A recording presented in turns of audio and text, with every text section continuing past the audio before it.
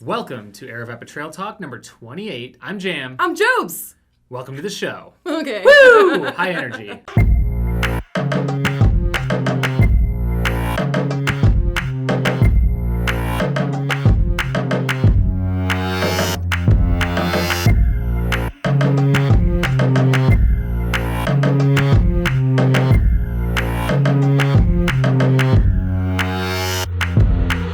We're in the midst of crazy April, as we call it. Aravaipa April.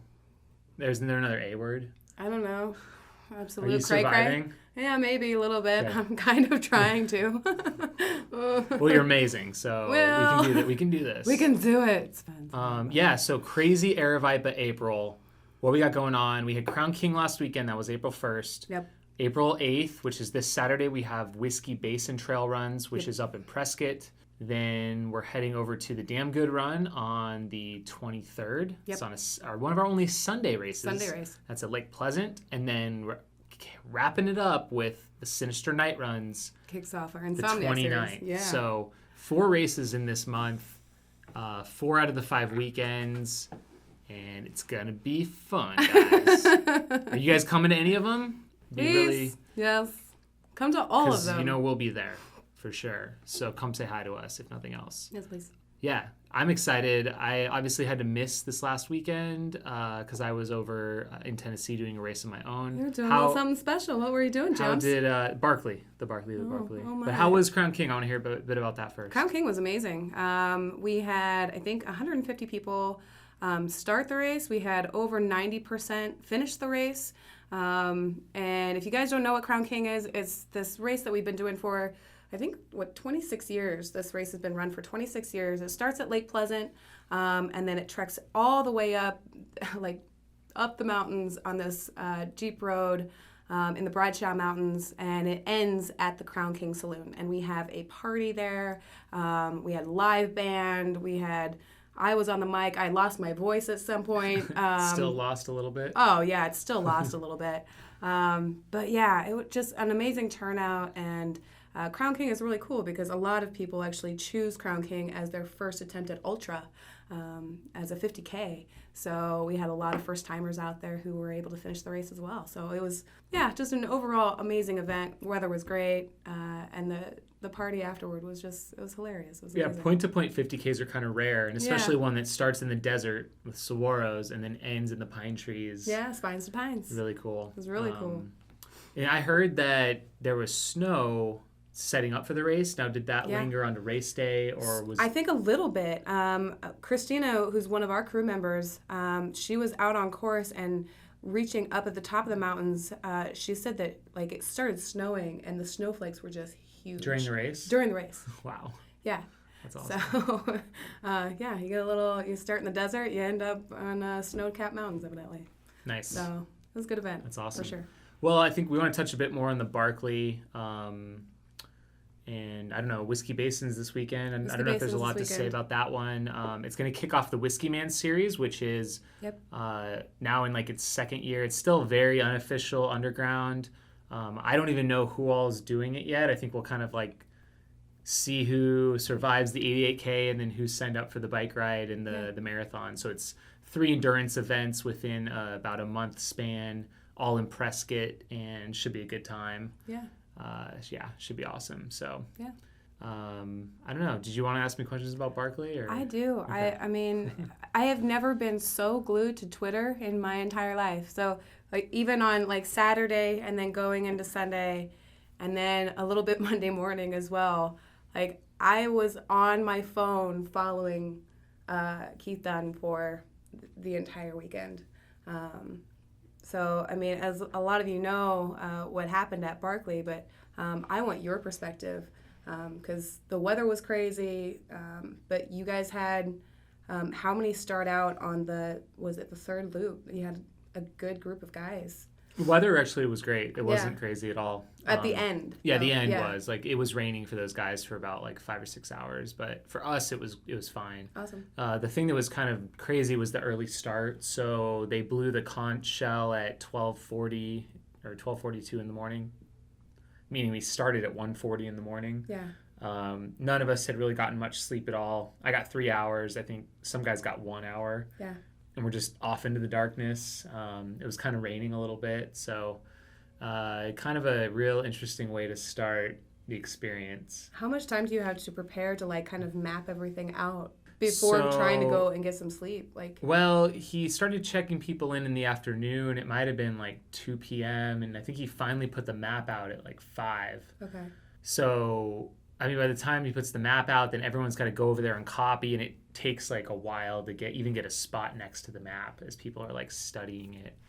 And then I was like eating dinner and preparing my stuff and just talking to people, and like next thing you know, it's like 9:00 p.m. like at night, and I'm like, crap, I gotta go to bed.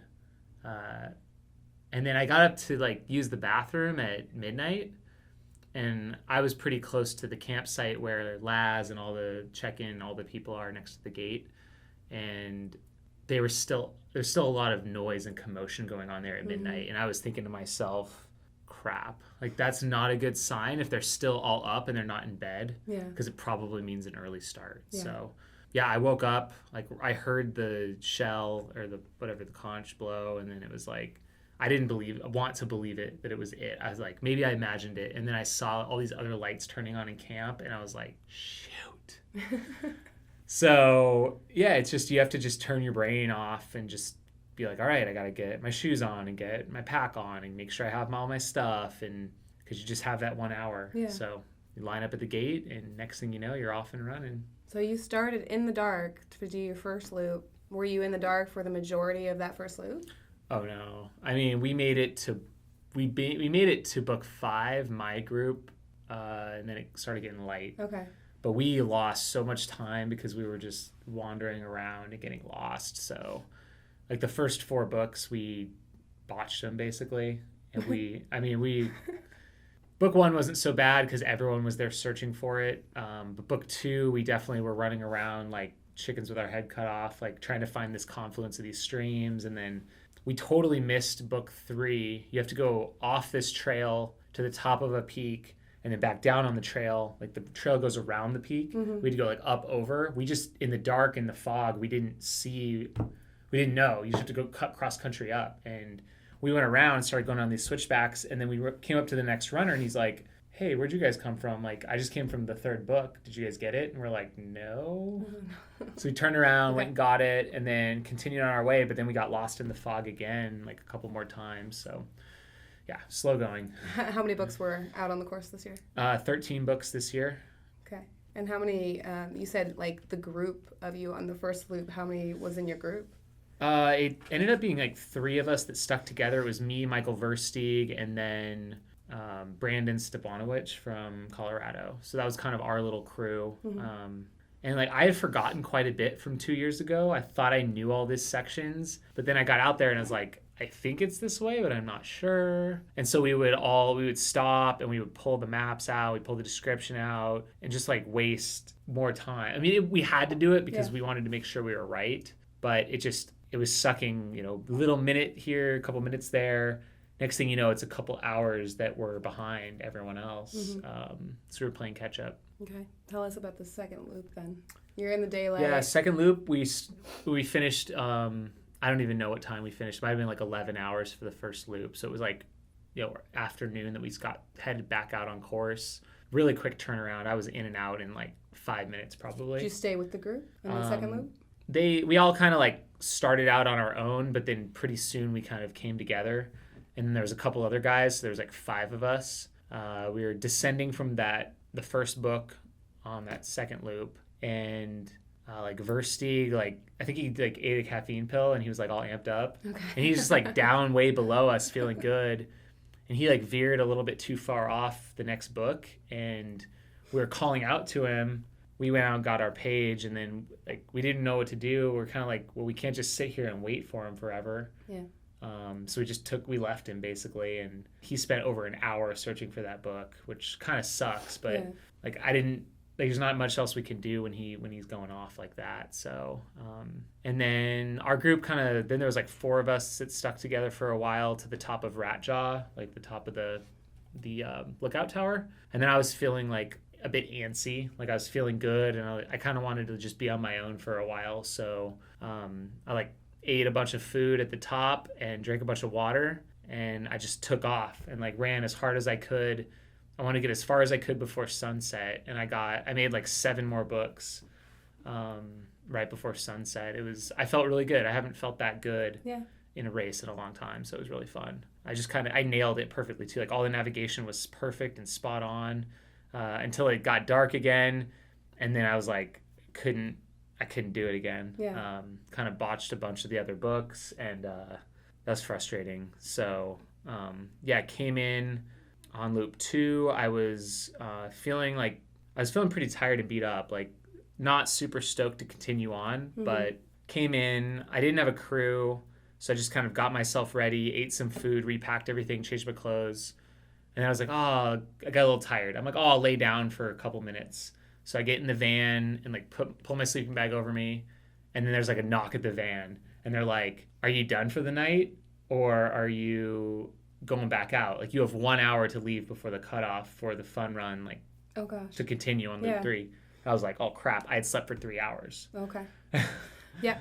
So I was like, "All right, give me like 30." I said like, "Give me 30 minutes," and like I got up, got all my stuff on, went back to the gate, and I left with 20 minutes to spare before I was like not allowed to. So and then loop 3 was just kind of a total disaster. Again, I got even more lost in the dark on the 2 loops. It's just like not a good year for me navigating at night now that I'm like rehashing through it. And then I just got sick once the sun came up, like really nauseous and like had this burning sensation in my throat. I'm thinking maybe I took in too much sodium and salt I was drinking a bunch of V8 and like really salty soups. I probably should have backed down a little bit. And then I just couldn't make forward progress while I was sick. So I had stopped eating and drinking because every time I ate or drank, it made me more sick. So I kind of had to shut everything down. I would walk, but then I would get out of breath really quick and I'd have to sit down. Just kept doing that for hours and hours and hours. And as I was watching my fun run chances slip away, so I kind of reassessed my goals, and I was like, well, if I can make it to the fire tower before the 40-hour cutoff, I'm going to have to walk it in because I can't make the whole rest of the loop. But at least if I can get to there, I can still be out the full 40 hours. I'm still doing the best I can in the condition I was in. So that's what I did. I started feeling better after a while, but it was still kind of just a hike at that point. And then once I got to the fire tower, I saw the lead guys coming around on loop 4. They were coming down as I was going up. And then I took Quitter's Road back into camp. And that was it. Got tapped out. That was the end of it. But I was out there the full 40 hours of the fun run. So 40 hours completely for the fun run. And you had missed how many pages at that point? I got 9 out of 13 books on loop 3. So. Okay. But I had about an hour and 40 minutes to do the last 4 books, and there's just no way. There's like 2 huge climbs, and I probably needed double that amount of time. So I probably could have got it done in 42 hours, but they made a new rule. You're not allowed to like keep going if you're going to be over the cutoff. Yeah. Because like a couple years ago I did that, and not so good. Yeah. In those 3 loops, what was your biggest takeaway? What was your biggest lesson that you learned? Just not taking my navigation for granted, and like slowing down and not panicking doing things too quickly.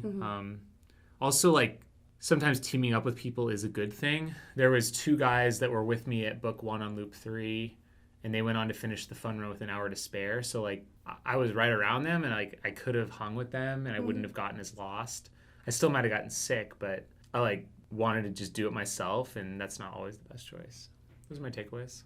So, and then I think everybody also wants to know, how did your ankles hold up and your feet? No issues. No issues at all? Mm-mm. So you didn't feel any residual like pain or anything? Not during the race. Okay. I mean, now, yes. The blisters are still there, and they're looking pretty gross, actually. My legs are actually kind of itchy today. I think they're just really, really dried out. Yeah. I don't know. I'm hoping it doesn't re-break out, but I don't know what it was. Like my body maybe just knew what it had to do, and it just shut all that off. I had socks on the whole race. I changed them after every loop. I didn't feel anything though. I didn't feel any issues, itching, nothing. But I felt a lot of other pain. So yeah. I'm sure that was part of the problem. So it was kind of distracting from possibly what you would have felt. Yeah, exactly. Yeah. Any briar issues or anything like that? I'm scratched up a little bit. I mean, it's healing pretty quick, but it's already scabbing over. I had long socks and somewhat long board shorts, so my knees are pretty scratched up, but overall not too bad. Going back to navigation a little bit, so I want to know, like, is it a majority of like landmarks that you have to find, or you said you would kind of stick to your compass this year? Did you like constantly like go back and check coordinates and your compass, or did you kind of also rely on like landmarks that Laz describes and things like that? Both, yeah. Sometimes you're following like just stay on the left side of a stream, but then you need to take a coordinate off that and then look for like a certain rock. So it was a mix, but I didn't nail my coordinates perfectly. Like I thought at night I was following them really well, and then I would end up completely not where I was supposed to be. So I don't know what it was. Maybe I wasn't watching it close enough. Just put my guard down, but that was a little bit of an issue. Yeah. Let's talk a little bit about Gary Robbins and John Kelly. Yeah. So the end of Barkley was extremely, like, it was just amazingly dramatic and really something cool to follow if you guys followed along this year. But you were there at the finish line. Did you see them come in off of their fourth loop starting the fifth loop? I didn't. I was pretty wired after I finished my 3, which was like in the afternoon, but I had stayed up all the way till like 11:30 p.m. Finally, I showered and I was hanging out with everyone, and then I was just like in the van, and I was like literally about to go out and go see them, and I just laid down and I was out. I didn't wake up till 7 a.m. and it was just starting to rain, so I pulled in like all my gear I had dumped on the outside, passed out again till noon. So that was right before they were going to come in. So I got up and caught John's finish, and then I was going to go up the trail to see Gary from the opposite direction. So I was up there, but he ended up coming in from the same direction as John because he made that wrong turn. So pretty dramatic. What was the like kind of like feeling of that, like just by that gate? Like what was kind of the emotion in the air or the atmosphere? Well, it's definitely special and rare when you have a person finish the race. Yeah. So yeah, it's pretty awesome to see that. I saw Jared finish once before, so it's always really cool. And this was John's third attempt? Yeah, third attempt. Okay. Yeah. Were you able to talk to him or anything like after the race? Yeah. I hung out pretty much all day, so they were whisked off to bed for a while, but chit-chatted with him for a while. What did he have to say about this year? I don't know, not a lot. No. I mean, well, he had a lot to say. I don't remember really, okay. like specifically. Just definitely happy to get it done. And, he got pretty cold on the last loop. He didn't carry a jacket, just a long sleeve through all that rain. So and then he found a trash bag. He was picking up stuff on the course and like wearing it to try and warm up. So it was pretty cool. And then tell me about Gary Robbins and what the atmosphere was after. I mean, I didn't see him, but just from everyone who was there, it was pretty emotional, and there wasn't a dry eye in the house. I did get to chat with him later, and he just like got lost up there in the fog and disoriented, and he kind of had it in the bag, and then just kind of made just a split-second decision and was like focused on he needed to get there. He was running as hard as he could, but he was running as hard as he could in the wrong way, and that ended up being a problem. So once he realized his mistake, he could have like turned around and gone back up, but he knew he wouldn't have made the 60-hour limit, so he made a decision to just bushwhack and cut straight down and try and like just get back to the gate as quick as he could. But that disqualified him anyways. Yeah. So I hope he'll be back, but that's like a tough thing to swallow when you basically did the Barkley, you did the full thing. He might even have done more miles than the wrong turn, but that's the spirit of the race. Like you got to complete the course. And Laz is really hard on like all the cutoffs and like running the correct course, and definitely. So regardless of a five loop finish. Yep, he'll have to come back. Do you think he'll come back? I think so. Yeah. And will you go back? Absolutely. Yeah. If you guys have questions for Jamil, please type them in the comment section below, or if you're watching live, please send those questions over, and we'll answer them at the end of the show. Cool. Is there anything else that you want to tell everybody about the Barkley? I think I speak for everyone when I say it's kind of badass, dude. Thanks. You're a badass. Thanks. Okay. You guys ready? I don't know what Enzo has planned this week for JubeToob. And I'm increasingly getting more worried every time he's like, I'm going to just buy a bag of stuff and like we're going to try this out on you guys. So we became like lab rats, I guess, at this point. For all the weird, away. All the challenges. I'm up for it though. Again, if you guys have suggestions or ideas for JubeToob, let me know. Type in the little comments below or just let me know. All right. Here we go. JubeToob. I see saltines. I don't know what's happening. World records that could be beaten. Okay, so we're going to try for some world records today. Sweet. Oranges. I see oranges. And lots of oranges. And more oranges. And orange juice. And water and orange juice. Okay, so we're going after world records. Yep. And what is the first one? Most saltine crackers eaten in 1 minute. Let's go after it. I need to go after it, but I also need to know how many I'm going after. 10 crackers in a minute? Yeah. This With is no doable. water, right? With no water? No water. You can't. Gosh. Okay, wait. Hold on. I have to eat one at a time? Do I have to swallow it before I eat the next one?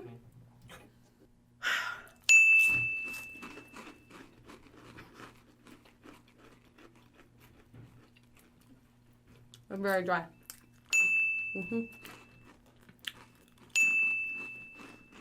This may not be them. This might be possible. Are you sure I can't just shove them in my mouth? Okay. It's really tough. It's good.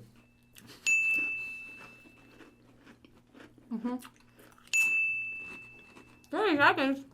I've only eaten 3 crackers.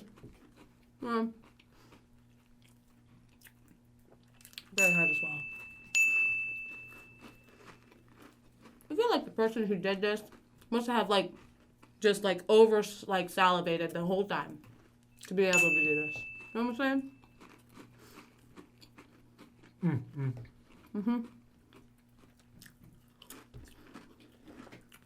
Okay. I did half. I got 6. Yeah. How many did you get? I got 4.5. Cool. Well, we did not beat that That's one. actually quite difficult. If you Harder guys than think I you can thought. do better, come on. Okay. That's the first time I've done that challenge before. 20 seconds to gargle orange juice. Okay, if I get caught up and I choke, what am I spitting into? The glass. Oh, I'm just going to spit right back into the glass. Sure. Well, that's a waste of orange juice. All right. Oh, do I have to? Yep. Okay. Hold on, I just need to I need to put it on my palate. I'm sorry. Okay. 3, 2, go.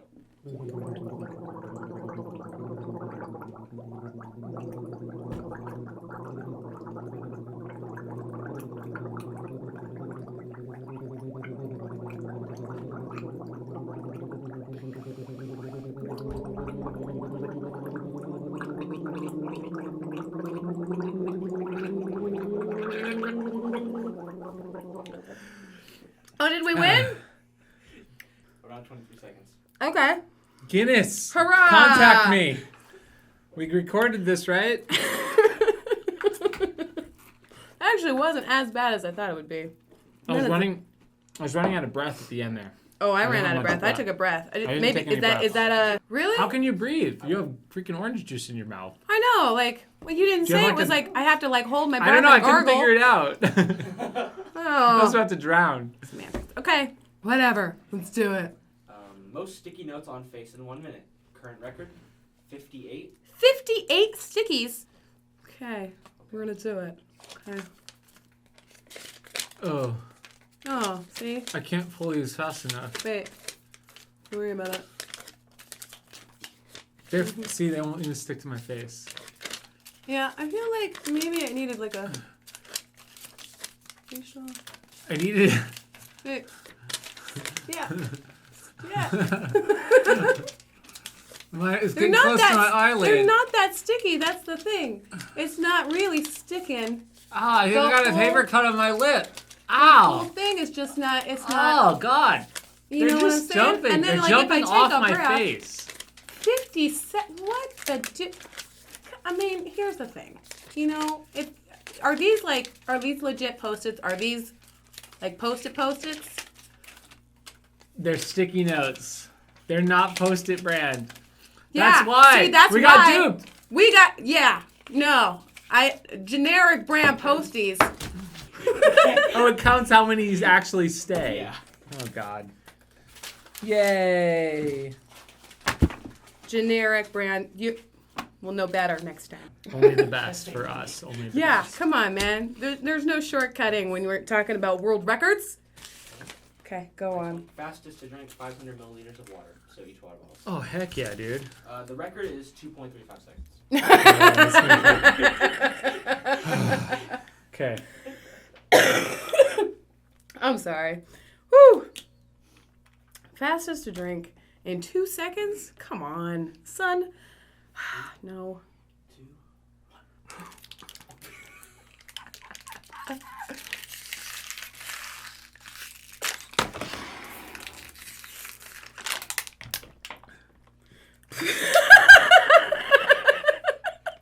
I'm so hydrated. Oh. Like, between the saltines and the water, we should go run 20 miles. Doing 6 seconds, though. That's not terrible. You didn't finish it all. Well, There's like a giant pool of water on the table. it's Do we not have that to big. juggle? Because I've never really done that. Nope. Fastest time to peel and eat 3 oranges. Fastest time to peel. I have to peel and consume all oranges? 1 minute, 9 seconds. Come on, man. Do I get like a peely thing? Okay. Go. Okay. Oh, well, this is just going to take way too long. God. I'm just. This is embarrassing. Really. Oh. Yep. I'm not even peeled yet. Yep. Okay, hold on. We're gonna do this. Mm-hmm. Don't worry about it. Mm-hmm. All right. I'm a very messy orange peeler. Don't worry about it. Oh. Mm-hmm. Mm-hmm. Oh. I'm doing it. I'm like mangling all of the orange. I'm way too neat of a peeler, I think.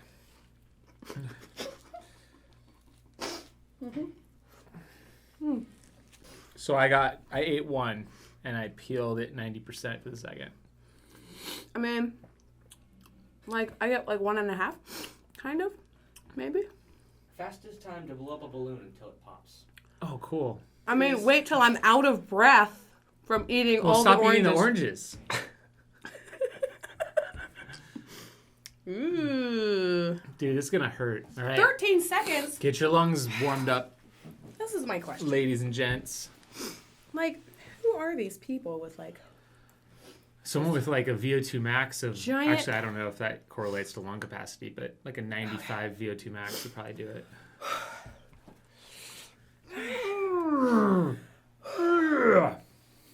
Okay.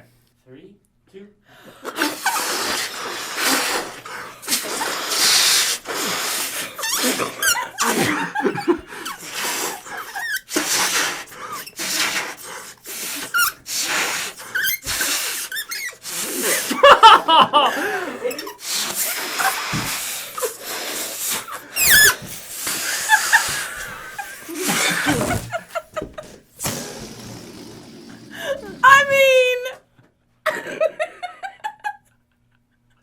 That was amazing. That was Enzo's amazing. over here. He's like in the corner, like, ah!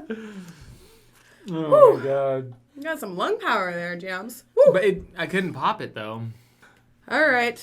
If you guys think you That's can it, huh? break any of these records, please send us a video because I need to see I knocked it. all the crackers off the table. That's fine. Should we get to some questions?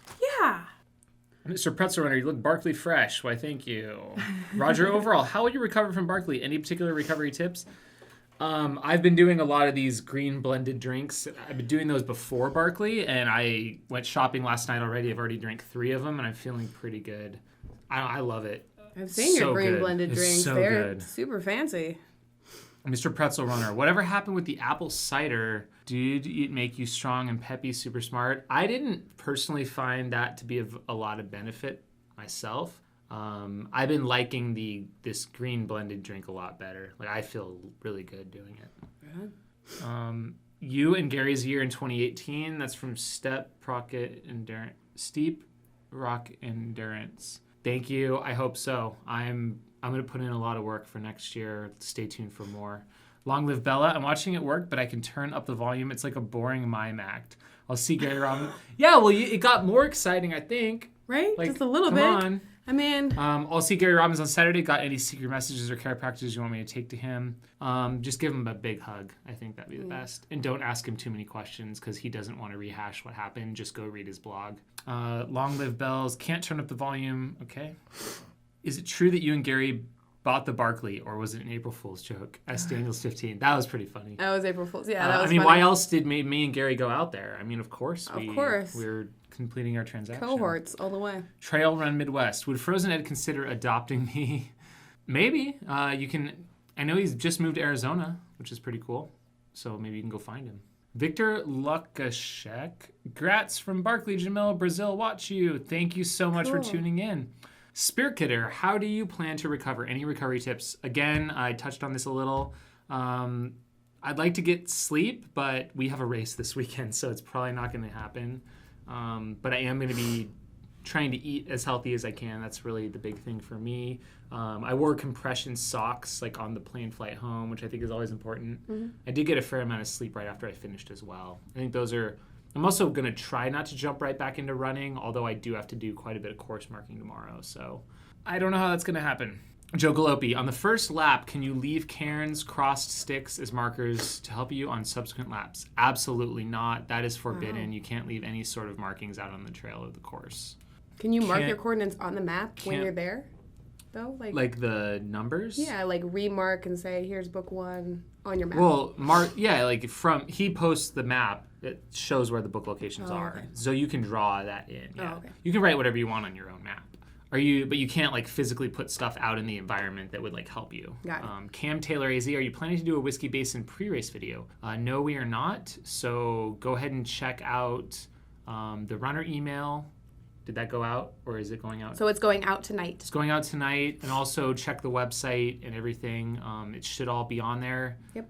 So yeah, look for the email tonight for Whiskey Basin. Mr. Pretzel Runner, don't choke Jubes.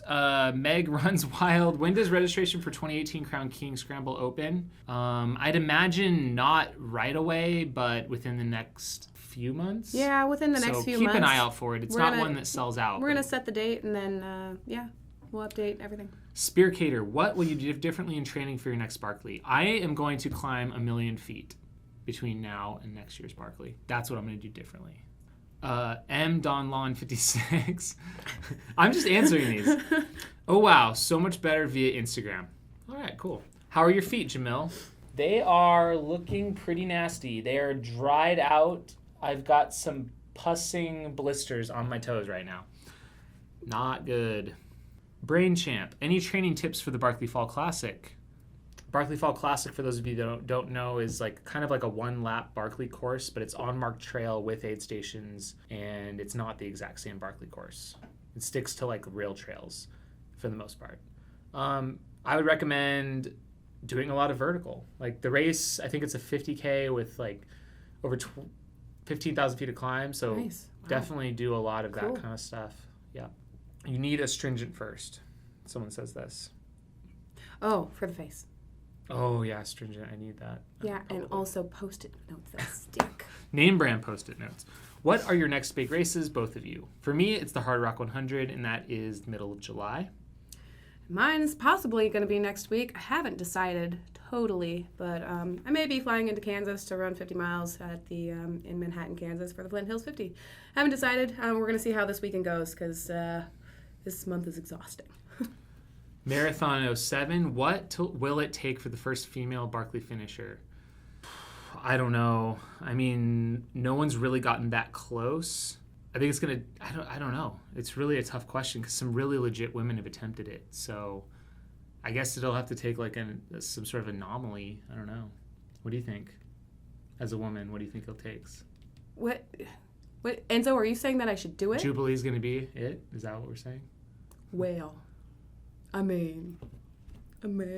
No, I don't know. Like, no. It's a lot. It's, yeah.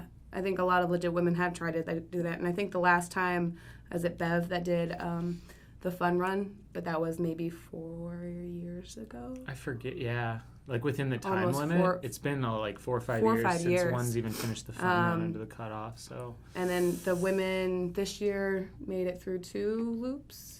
Some made it 2. I don't know that any of them. I don't know that any finished 2 under the cutoff. Okay. Actually, I don't think so. Like technically, they get like 1 loop. Yeah. That's yeah. There's someone out there that could do it. Girls, Shimon, step up. Show them what you got. What do we got on Facebook over here? I don't know. There's all these kinds of things. Great job, Jamil. You're amazing, brother. That's Paul. That was from Paul. And then Eric Strantz, green screen, make a cool background. We will have a cool background if you watch the YouTube replay of this. Yeah. Is the audio cutting out for anyone? Possibly. Probably. We're having issues with our Facebook feed. I'm sorry. The Facebook feed hasn't been great. Yeah, fading out. Yes, check audio. Oh, I'm sorry, guys. Let's see your Monica wants to say, let's see your feet. I hope they are finally healing up for. Check the Steep Life episodes in a few days. There'll be more audio. How did Versteeg do?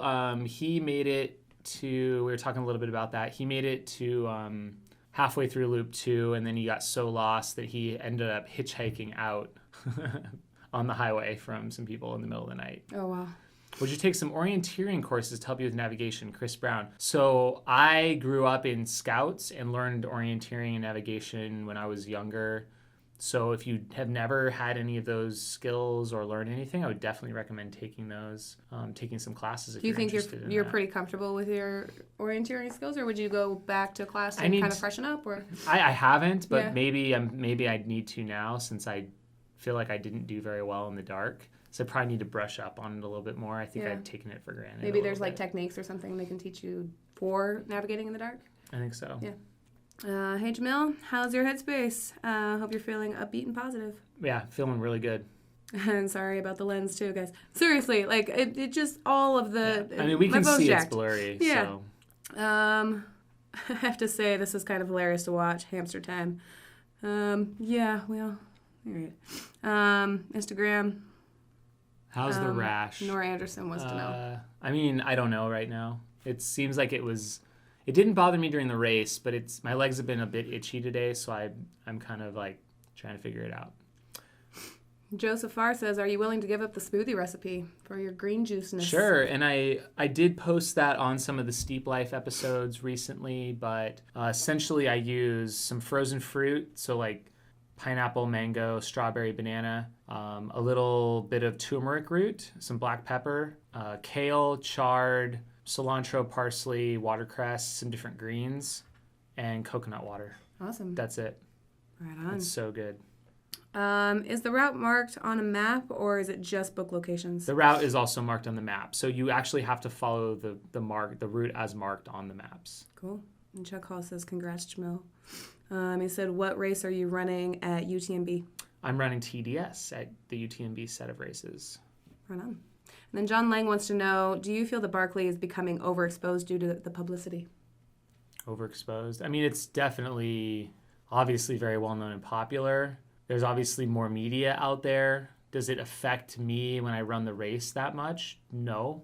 I mean, there's only a few spots where there's media on course. They've been a little bit more, there were people going places they shouldn't have this year, and that was like slightly annoying, but they don't go far like with you. So I don't know. I don't know that it's gonna get that much worse, you know? Right on. We have a few more questions. Spearcater, are you guaranteed entry to the Barkley having done it before? No, absolutely not. There's over 200 people, or I don't even know the real numbers, but few hundred people apply. They only have 40 starting slots, so there's no guaranteed entry. I have gotten in 4 years in a row, probably because I show potential for a 5-loop finish or getting farther, since I've done a couple fun runs and I've gotten to loop 4. And so, but I don't want to like assume I'm going to get in next year. Like, I can't say that. I can't take it for granted, especially after this year's performance. So I just have to, apply and see what happens and train my butt off regardless. 614 Trail Runner, what was your favorite moment from this year's Barkley? Probably making it as far as I did on loop 2 before sunset. That was an unreal experience. Just everything felt so great, and I was running so fast, and I love when that happens. S. Daniels 15, how much did the fog affect your orienteering during the race? We definitely struggled the first 4 books, like I said, because of the fog, and mostly because we just, like, I hadn't been to some of the new locations before. That made it a little bit more challenging, definitely. Runner Travis, you guys going to be at Whiskey Basin? Absolutely. We're heading there tomorrow to mark the trail. Yep. So we'll be out there all weekend. This is going to be Travis's first 50 mile, I believe. So good luck, man. Original, your views on ultramarathon running if 18 years old, really bad or not? I'd say it's possible. It just depends, I think, on your running history and background and your reasons for doing it. If you have like a running background for a while, I'd say it's definitely possible to get out there. I started pretty young. I started when I was 20. Just be careful that you're doing it for the reasons that you want to, that no one's pressuring you to do it, and that you're not doing it because, I don't know, just do it for the right reasons. Yeah. Do it because you love it, and train adequately for it, I would say. Runner Travis, a huge congrats on Barkley. I was following close. Thanks, and good luck to you, Travis, this weekend. Yeah. Mr. Pretzel Runner, random. What is harder, Hurt or Mogollon? Ooh, that is a good question. Different environments, they're definitely different. They're probably equally as difficult, I would say. Yeah. Just for different reasons. Mogollon, because we shortened a little bit, might be slightly easier now. But Hurt is hard because of the loops. Like, you have to keep going back out of camp. Mm-hmm. Whenever it is like a Mogollon, like a point-to-point style or looping around, it's not the same loop over and over. I think it's easier to keep going because it's just you keep moving along the course. Mm-hmm. Aaron Davies says, of the high-profile runners that haven't done Barkley, who do you think has the best chance of completing it? Oh, man. I'm really not sure about that. I know there was some interesting comments made by like Zach Miller and by Jim Walmsley. I saw even they're kind of intrigued by the race after this year's seeing it through all the social channels. But I don't know what that means. I don't know if they're actually considering it or how they would do. Yeah. It's just a totally different experience. So, right on. Right now, currently, Gary Robbins has the best chance of becoming a finisher next year. I'd say as long as I train properly, I have a shot. There's a few others, like a Johan from Sweden. He did the fun run this year. He's got some potential. I don't know. I don't know if there's a lot of other fun run finishers that have been under the 36-hour cutoff lately, other than John Kelly and myself and Jared Campbell. So, kind of looking there. Probably be some new faces, hopefully, that do well at Barkley in the future. There's always guys coming up. So awesome. Sweet, guys. Thanks for tuning in. We're going to shut this down because we're going to head off to Aravaipa Group Run, which happens every week, every Wednesday at 6:30 p.m. This week, we're at Papago Park. We have a raffle going on, and we'll be at Two Brothers Brewery. So if you're ever in Phoenix, please be sure to check out Aravaipa Group Trail Run. We're on Facebook. And that's all the shout-outs I got for today. Yeah, We're going to clean up this mess. Yeah. Have a good one. See you guys. Bye.